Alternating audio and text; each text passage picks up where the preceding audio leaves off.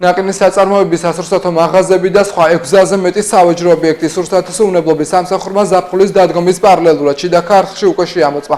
აღმოჩენილია დარღვევები და გაცემულია შესაბამისი რეკომენდაციები.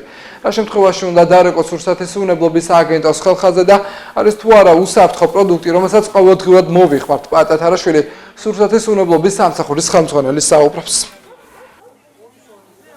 ძირითადად რისკის ბაზის შემცველი ობიექტების შემოწმებას ვახორციელებთ, თუმცა არ ვტოვებთ დაბალი რისკის შემცველი ობიექტების შემოწმებას.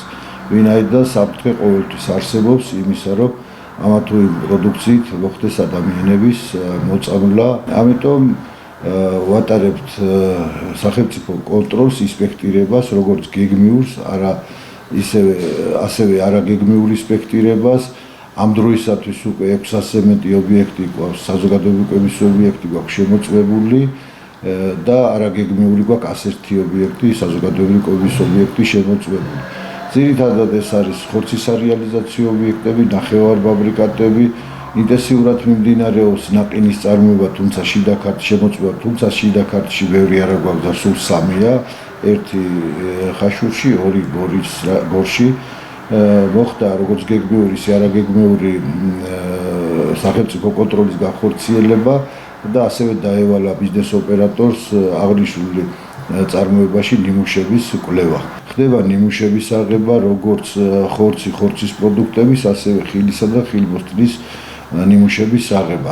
არის ადგილობრივი ბაზარზე ჩვენი ხილი, საზამთრო ნესვი, ნიტრატებზე ნიმუშების აღება ხდება, ჯერჯერობით რამდენი ნიმუშია გვაქვს აღებული.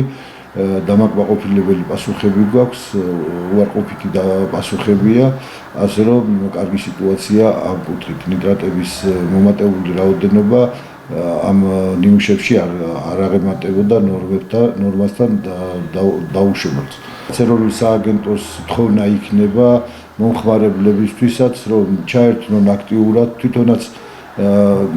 თვითონაც გამოიჩინონ ინიციატივა, სადღაც უნახავენ დარღვევას, მოქმედებს სურსათის ეროვნული სააგენტოს ხელიხაზი 1501, შეუძლიათ და სასწრაფოდ მოვახდენთ რეაგირებას ყველა ნებისმიერ დარღვევაზე. ასევე ჩვენი თხოვნა იქნება, რომ შეიძენენ მაღალი რისკის პროდუქტებს გარემოვაჭრეებისგან, რომელიც უკონტროლოა, არ არის ტემპერატურული რეჟიმები დაცული და ჩვენი თხოვნა იქნება შეიძინონ საზოგადოებრივი კვების ობიექტებში, ისეთ ობიექტებში მოხმარებისთვის, რომელიც ხშირად მოწმდება, დიდი სიხშირით მოწმდება და უფრო მეტია ალბათობა ადამიანის დაავადებისა.